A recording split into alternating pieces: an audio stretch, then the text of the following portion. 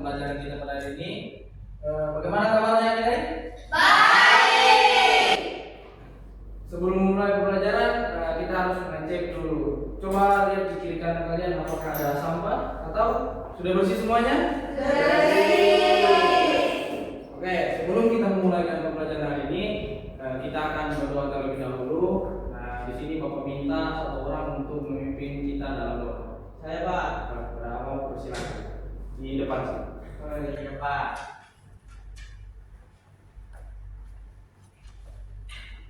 Oke teman-teman, sebelum kita memulai pembelajaran kita pada siang hari ini, mari kita berdoa menurut agama dan juga kepercayaan kita masing-masing. Berdoa dimulai.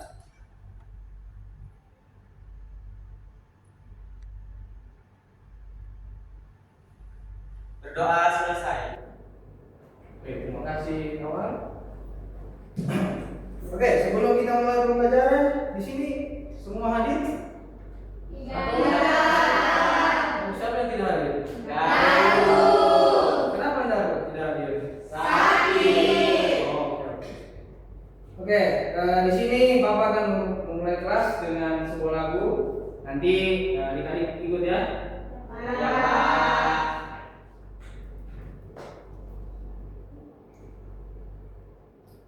Oke, kita akan menyanyi.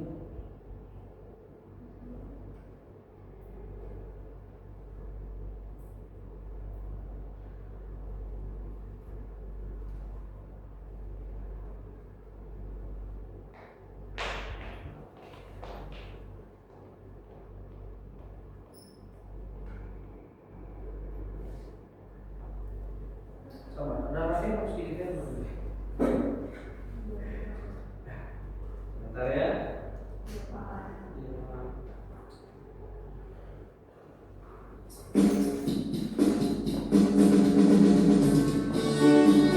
Ya, berdiri semua.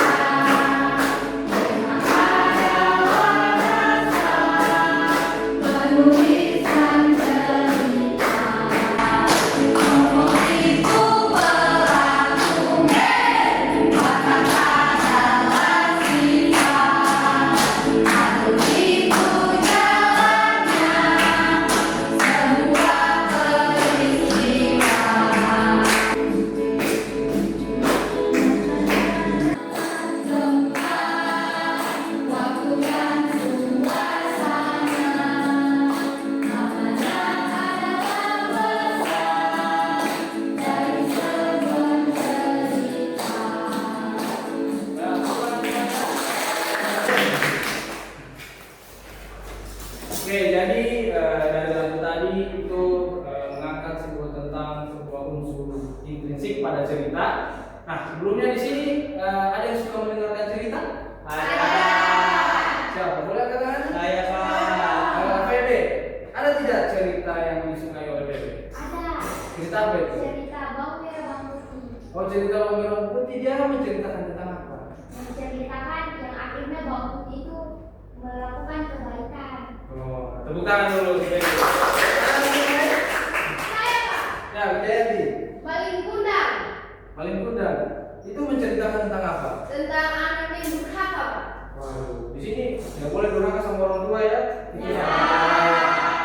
Oke, jadi untuk tujuan pembelajaran kita hari ini dengan berdiskusi, Bapak harap kalian semua bisa mampu mengetahui tentang unsur-unsur intrinsik pada cerita pendek. Nah, sebelum itu di sini Bapak punya satu video. Bapak harap kalian semua untuk menyimak video berikut ini. Unsur intrinsik dari sebuah cerita yang pertama, tema, tokoh, penuturan, latar, alur cerita. Sebentar saya ulang ya. Unsur Kalau bisa dicatat ya. tema, tokoh, penuturan, latar, alur cerita, dan amanat. Kita mulai dari tema. Tema adalah ide atau gagasan yang harus memahami sebuah cerita. Tema ini jangan dituliskan secara eksplisit sebenarnya. Dan untuk bisa mengetahui tentang tema, kita harus mengetahui keseluruhan isi dari cerita tersebut, apa yang peristiwanya dan alur dari cerita tersebut. Nah, contoh tema misalnya tema pendidikan, tema pengalaman, tema kesehatan, sejarah, lingkungan, dan lain sebagainya. Berikutnya tokoh berarti pelaku dalam sebuah cerita. Tokoh terdiri atas satu atau lebih. Nah, berdasarkan pengelompokannya, tokoh dibagi menjadi tiga, yaitu tokoh protagonis, tokoh utama, kemudian tokoh antagonis, berarti tokoh penentang dari tokoh utama atau tokoh lawan, dan tokoh tripagonis, yaitu tokoh tengah atau pendukung. Berikutnya pengukuhan adalah cara untuk menggambarkan watak atau sifat dari tokoh dalam. Berikutnya alur mulainya adalah plot ya. Alur memberikan kejadian atau peristiwa yang membentuk sebuah cerita. Secara umum jalan cerita itu terbagi ke dalam tiga jenis. Yang pertama alur maju, yang kedua alur mundur, dan yang ketiga alur campuran. Apa sih maksudnya? Alur maju berarti alur yang susunan ceritanya itu runtuh mulai dari awal waktu sampai mulai dari pengenalan, peristiwa, konflik hingga penyelesaian. Sedangkan alur mundur alur yang mulai dari peristiwa terakhir lalu mundur ke peristiwa awal atau peristiwa masa lalu. Jadi alur mundur biasanya digunakan untuk menceritakan kilas balik peristiwa masa lalu. Nah, yang ketiga alur campuran. Alur ini merupakan alur gabungan dari alur maju dan alur mundur. Biasanya disampaikan secara umum sekaligus menunjukkan cerita di masa lalu dan masa sekarang. Nah, berikutnya latar. Apa sih yang maksudnya latar itu? Latar atau setting meliputi waktu, tempat, dan suasana dalam cerita. Latar ini berfungsi untuk memperluas situasi dan perjalanan sebuah cerita. Latar terbagi menjadi tiga, yaitu latar tempat, latar waktu, dan latar suasana. Latar tempat berarti tempat terjadinya suatu peristiwa dalam cerita tersebut. Sedangkan latar waktu berarti waktu terjadinya peristiwa. Misalnya jam berapa, hari apa, musim apa, tahun apa, dan sebagainya. Yang lainnya latar suasana berarti menyangkut suasana yang terjadi dalam peristiwa tersebut. Misalnya bahagia, sedih, sukacita, tegang, dan lain sebagainya. Nah, yang terakhir adalah amanat. Amanat merupakan pesan yang disampaikan oleh pengarang. Biasanya adalah mengandung nasihat atau pesan moral yang tujuannya untuk dilakukan oleh pembaca. Jika baik, bisa ditiru. Jika tidak baik, berarti harus dihindari.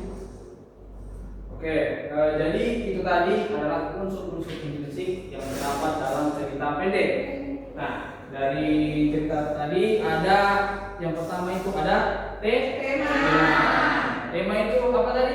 Adalah semakna atau gagasan utama pada cerita. Nah, kemudian yang kedua ada tokoh. Nah, tokoh itu merupakan seseorang yang mengalami atau yang dialami dalam peristiwa sebuah cerita. Kemudian ada penokohan juga. Penokohan merupakan salah satu unsur yang sama dengan tokoh. Kemudian ada alur cerita. Nah, alur cerita ini dia terbagi menjadi tiga. Ada alur maju, alur mundur, dan campuran. Kemudian ada latar. Nah, latar juga terbagi jadi tiga. Latar waktu, tempat, dan suasana. Nah, kemudian yang terakhir ada amanat. Amanat ini adalah pesan atau pesan yang disampaikan oleh penulis dalam sebuah cerita. Nah, di sini Bapak telah menyiapkan satu cerita di mana kita akan mencari unsur-unsur intrinsik pada cerita ini. Terima kasih Pak. Sama-sama. Ini B.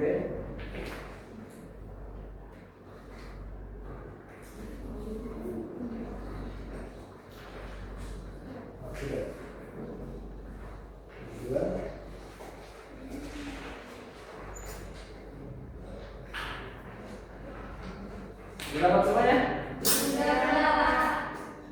Oke, jadi di sini Bapak akan membacakan terlebih dahulu terkait dengan cerita maling kundang ini. Semuanya simak dengan baik ya? Iya, Pak. Oke.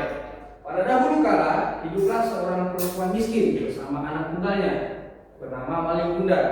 Sehari-hari perempuan itu bekerja sebagai nelayan, namun penghasilannya tidak bisa mencukupi kebutuhan sehari-hari mereka, sehingga mereka hidup berkekurangan. Saat Maling Kundang beranjak dewasa, ia memutuskan untuk merantau ke kota untuk mengadu nasib di sana. Meskipun berat hati, ibunya pun mengizinkan Maling untuk merantau. Beberapa tahun kemudian, Maling berhasil mengubah nasibnya. Ia telah menjadi saudagar yang kaya raya serta juga mempersunting seorang perempuan bangsawan yang sangat cantik. Suatu hari, Maling ingin melihat keadaan desanya yang sudah lama ditinggali selama bertahun-tahun. Ia datang membawa banyak uang untuk dibagi-bagikan kepada penduduk. Nah, penduduk di desanya sangat senang. Di antara mereka ada yang mengenali Maling, yakni tetangganya sendiri. Orang itu pun segera pergi serta hendak memberikan kabar gembira tersebut kepada Ibu Maling. "Ibu, apakah kau sudah tahu anakku Maling sekarang telah menjadi seorang kaya?" seru tetangga itu. "Dari mana kau tahu itu? Selama ini aku tak pernah mendapat kabar darinya," ucap Ibu Maling terkejut. "Sekarang pergilah ke dermaga. Anakmu Maling ada di sana. Dia terlihat sangat tampan. Ada istrinya juga sangat rupawan," ucap tetangganya. Kemudian Ibu Maling tak percaya, matanya berkaca-kaca. Sungguh ia sangat merindukan anaknya selama beberapa tahun ini. Maka ia pun segera berlari menuju dermaga. Benar saja, di sana terlihat Maling dengan istrinya yang sangat rupawan. "Maling, anakku, mengapa kau pergi begitu lama tanpa mengirimkan kabar?" katanya sambil memeluk Maling Kundang. Maling yang merasa malu mengakui ibunya yang berpakaian busuk tersebut bergegas melepaskan pelukan ibunya. "Apa benar orang tua ini adalah ibumu?" tanya istri Maling bingung. "Dia bukan ibuku, dia pengemis yang mengaku-ngaku sebagai ibuku," jawab Maling. Mendengar hal itu, ibunya sangat sakit hati atas perbuatan Maling. Hingga akhirnya Ibu Maling mengutuknya menjadi sebuah batu, yang mana batu tersebut sekarang dikenal menjadi sebuah cerita rakyat Maling Kundang. Oke, jadi dari cerita ini kita akan mencari tahu tentang unsur-unsur intrinsiknya, dan saya diharapkan kepada adik-adik semua nanti satu orang satu datang ke depan untuk menuliskan. Boleh kan? Boleh, Pak. Ada pensil atau pulpen yang bisa dibawa? Boleh. Nah, di sini kita akan cari tahu dulu temanya. Kira-kira dari adik-adik sekalian ada yang tahu tema dari ini? Ada, Pak. Yang awal apa? Anak yang durhaka, Pak. Anak durhaka. Nah, boleh dituliskan sini supaya teman-teman bisa lihat. Boleh, Pak. Iya sih.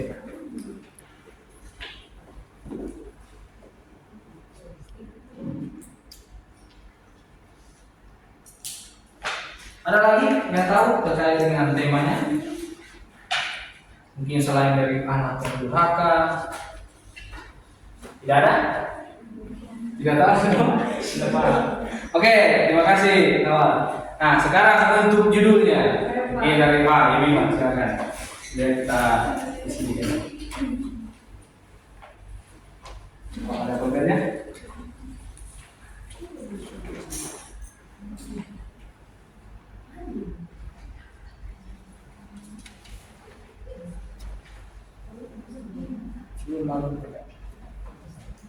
Oke, kemudian untuk tokohnya. Ada yang bisa?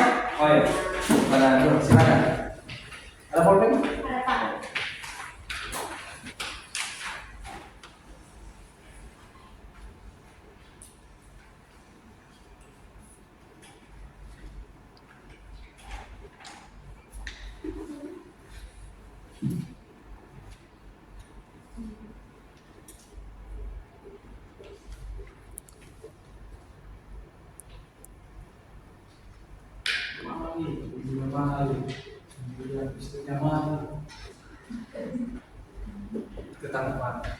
Oke.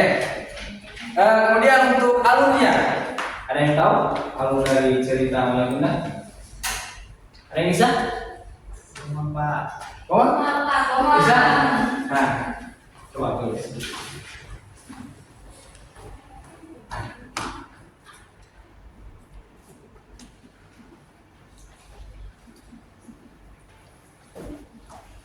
Kemudian untuk amanatnya, pesan apa yang terkandung?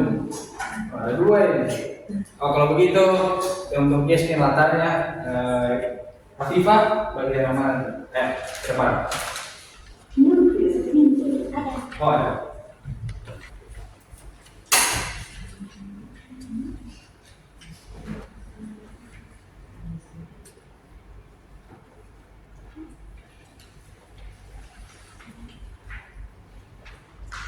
Yasmin, boleh langsung di kesempatan.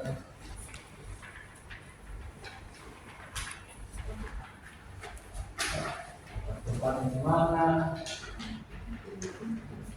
Suasananya bagaimana? Ya.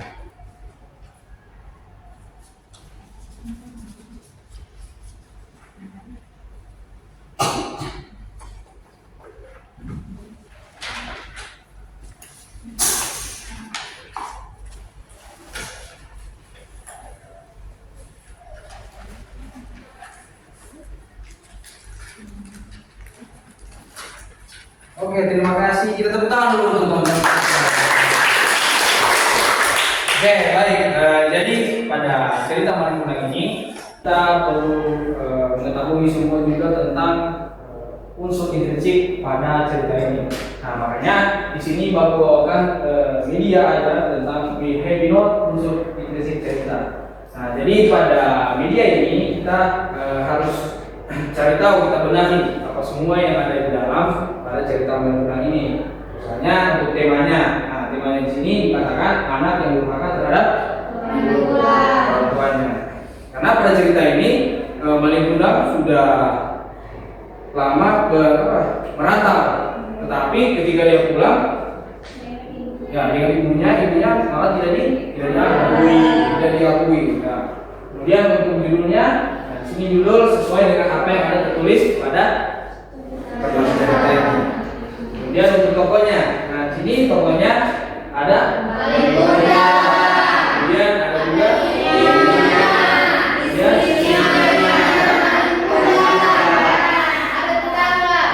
kemudian untuk latar juga. Nah, latarnya di mana? Di desa. Nah, waktu itu untuk latar waktunya terjadi pada saat ketika anaknya datang. Ya, siang. Untuk latar waktu itu siang. Nah, jadi pada cerita-cerita ini kita harus cari tahu, kita harus kenali untuk apa saja sih tema, judul, kemudian alur serta amanat dan juga tokoh dan juga latar yang ada di dalam cerita Maling Kundang ini. Oh iya, untuk amanatnya ada yang tahu? Kalau dari Habib tadi katakan di sini tidak boleh jadi anak yang durhaka, harus selalu mengingat dan menyayangi orang tua. Jadi adik-adik semua, nanti kalau misalkan sudah sukses, jangan lupa dengan kedua orang tua kita. Ya, Pak. Oke, di sini Bapak harap kalian bisa mengerti terkait dengan unsur intrinsik pada cerita. Nah, di sini Bapak akan bagi kalian menjadi 3 kelompok dan mulai berhitung dari awal. 3 kelompok. Jadi 1, 2, 3. Silakan. 1, 2, 3, 1, 2, 3, 1, 2, 3, 1, 2. Oke, jadi untuk kelompok 1 di sini, kelompok 2 di sini, dan kelompok 3 di sini. Ayo.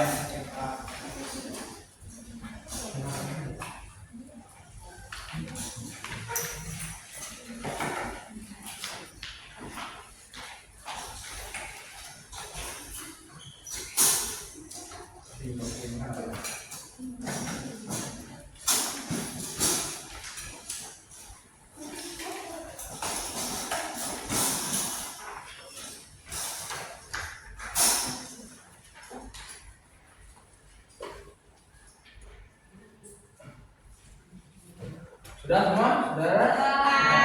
Oke, berarti sini Bapak akan berikan materinya. Ini kasih Pak, ya sama-sama. Ya, ini. Oke.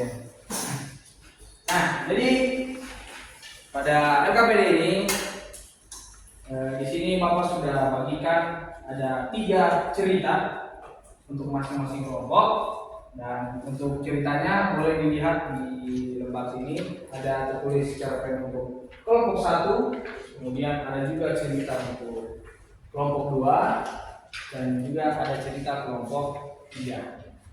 Nah, jadi untuk tugasnya boleh dilihat di bagian sininya. Ya. Bisa? Nah, jadi pada di sini bacalah cerpen yang sudah disiapkan untuk masing-masing kelompok.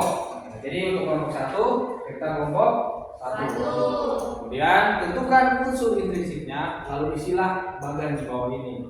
Diskusikanlah bersama temanmu. Jadi kalian semua berdiskusi untuk mengisi bagian yang ada sudah disediakan di LKPD.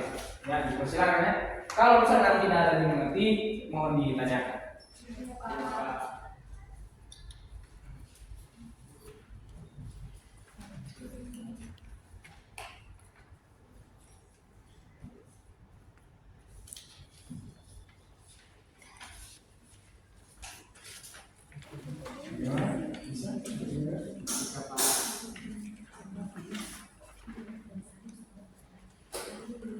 Oke, jangan lupa untuk namanya ditulis ya.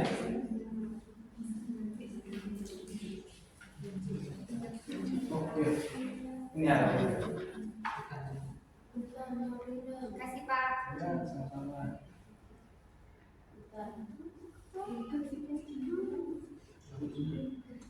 Ya, ada yang cerita nih. Ya Pak.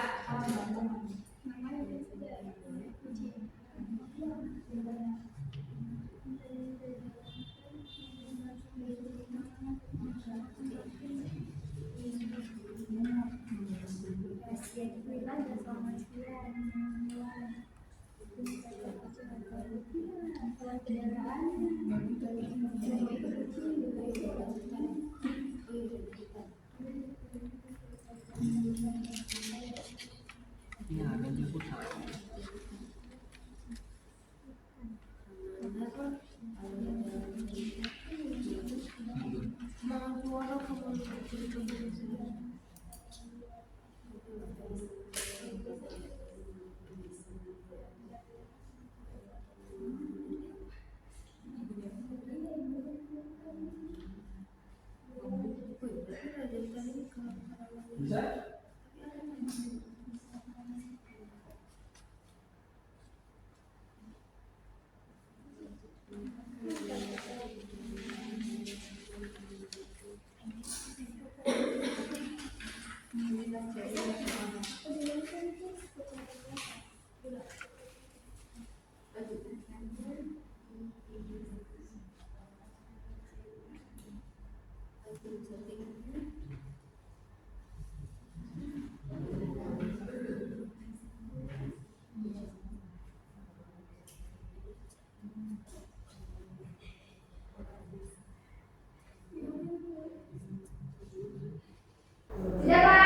Sudah. Belum, kita tunggu yang lain dulu ya.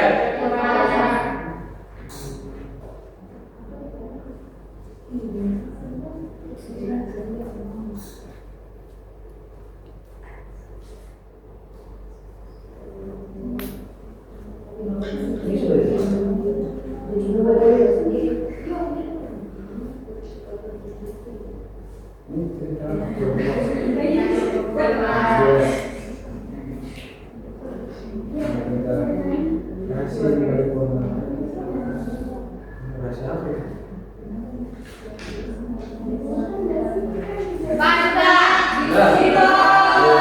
kita tunggu dulu yang lain. Ini kelompok 3. Coba Bapak lihat. Siapa?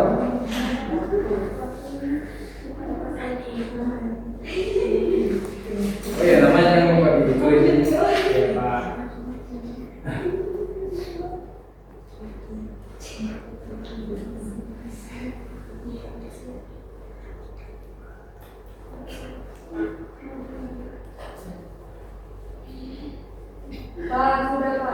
Sudah? Sudah semuanya? Oke, kalau sudah, sini Bapak minta untuk masing-masing kelompok datang ke depan untuk membacakan hasil dari tugasnya itu. Dari kelompok berapa dulu? Satu. Oke. Semuanya ayo.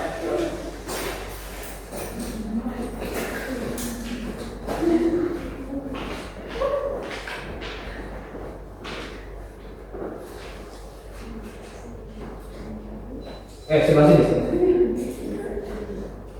Oke, teman-teman yang lain tolong dilihat ya.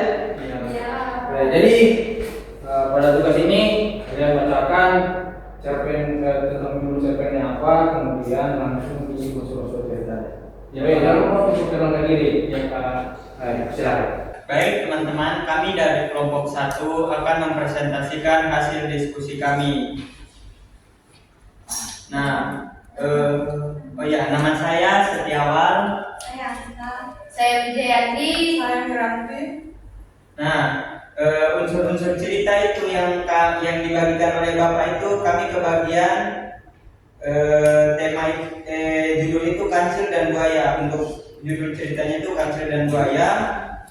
Tokoh-tokoh yang ada di dalamnya itu kancil yang cerdik, buaya yang mudah dibohongi, dan raja hutan. Terus untuk latarnya itu cerita kancil dan buaya dia ada di hutan yang indah.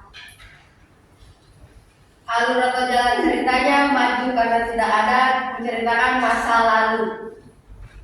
Amanat dalam cerita kancil dan buaya itu tidak boleh membohongi orang lain, tapi tetaplah cerdik untuk melindungi diri sendiri. Beri tepuk tangan.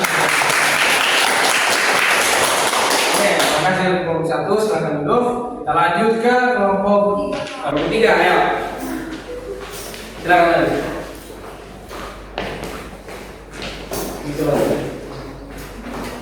Jangan lupa sebutkan nama, kemudian cerita apa yang kalian.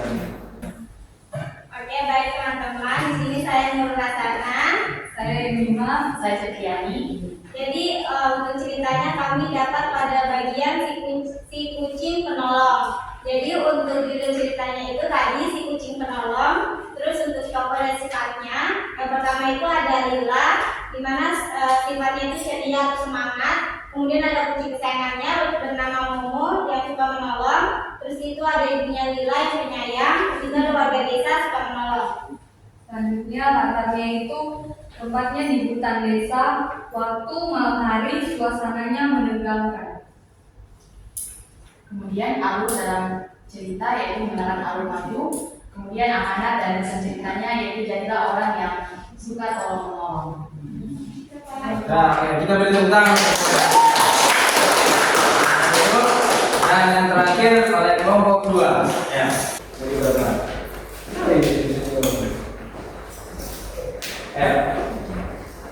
Jangan lupa untuk namanya, kemudian cerita apa yang kalian baca. Oke, baik, kami dari kelompok 2. Perkenalkan, nama saya Yestin. Saya Tebe.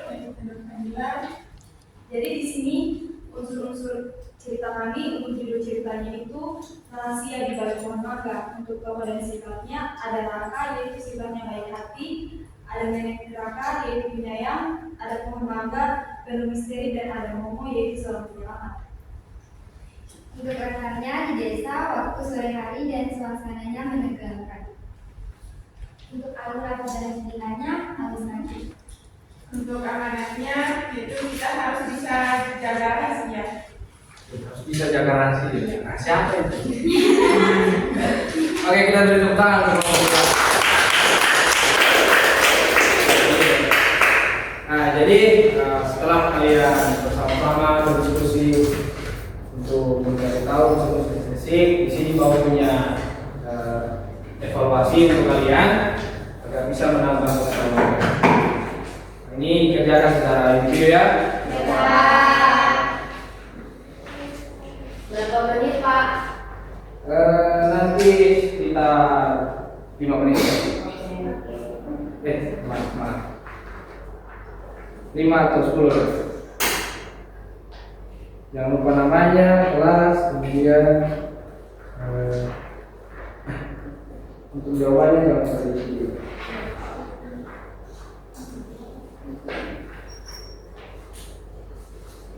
Sudah dapat semuanya?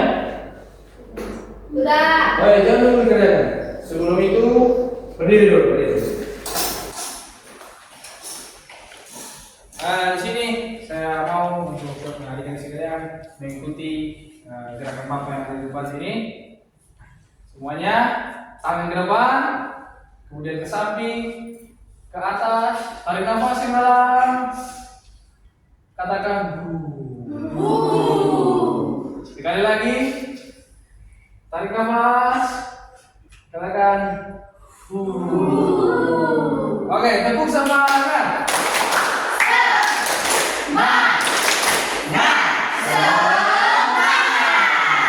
Oke, sekarang dikerjakan.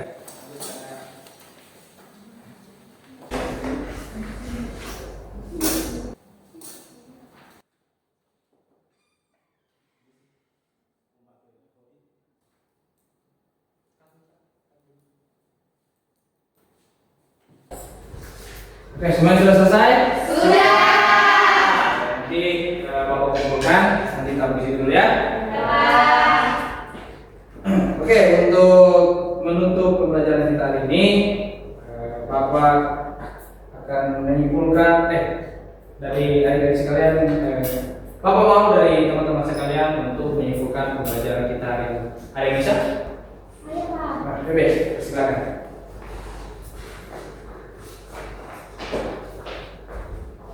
Jadi teman-teman, kesimpulan dari pembelajaran kita hari ini yaitu unsur stilistik dalam cerita, yaitu ada 6. Yang pertama ada tema, tokoh, penokohan, alur, latar, dan juga amanat. Terima kasih, Bebe. Tepuk tangan.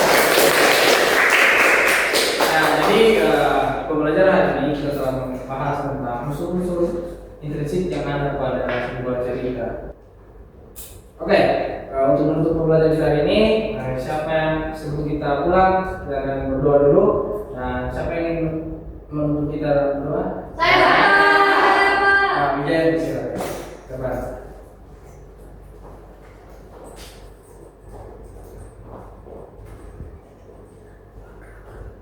Teman-teman, sebelum kita pulang, mari kita berdoa sesuai keyakinan kita masing-masing. Berdoa dimulai.